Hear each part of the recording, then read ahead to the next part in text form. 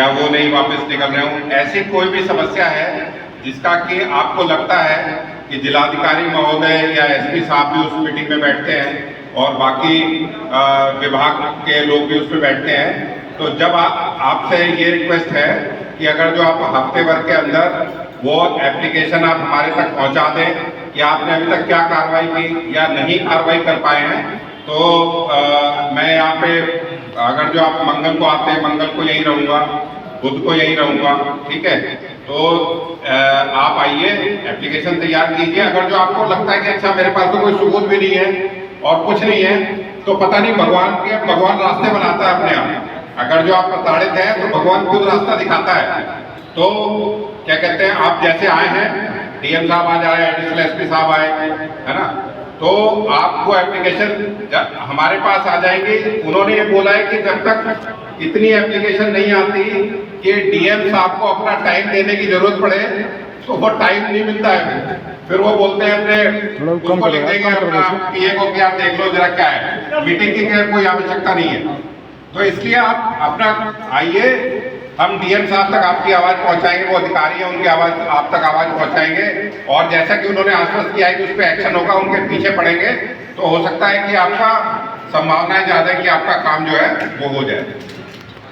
बच्चे की एजुकेशन हो, बच्चा अगर जो आश्रित है, नौकरी नहीं लगी, कुछ भी है, जो भी आपके उसमें आता है, कम से कम अपनी आवाज तो पहुंचाते। हो सकता है कहीं वैकेंसी हो, बोलेंगे अच्छा यार ठीक है हम देखते हैं, दो तीन यहाँ दे देंगे। आप उसको डॉक्यूमेंट में नहीं लाएंगे, हम आगे नहीं पुश करेंगे, तब तक अपना क्या कहते हैं ऐसी चीजें जो है वो आगे नहीं बढ़ेंगी।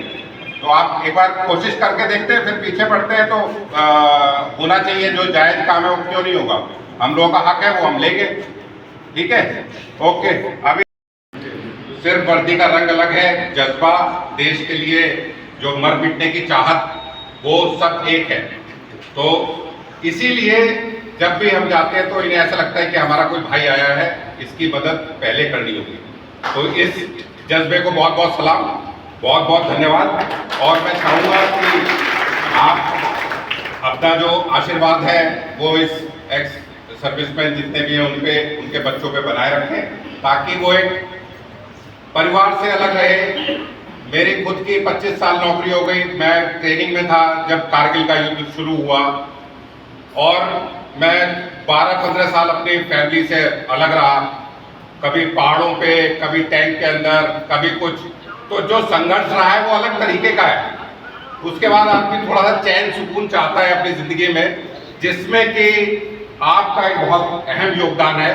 क्योंकि कई बार ऐसा होता है कि जब हम वापस जाते हैं, अलग दुनिया है फौज की, एक अलग अपना परिवार है, उससे जब हम वापस जाते हैं तो कुछ बाहर से आदमी आता है और घर परिवार में जब वापस आता है तो कई तरह की गलतफहमियां पैदा हो जाती हैं, कई तरह के ऐसे वो हो जाते हैं, जैसे कि आजकल माहौल बदल रहा है, तो उसमें प्रशासन शासन का अगर जो साथ रहे तो वो दिक्कतें जो है वो दूर हो जाती हैं।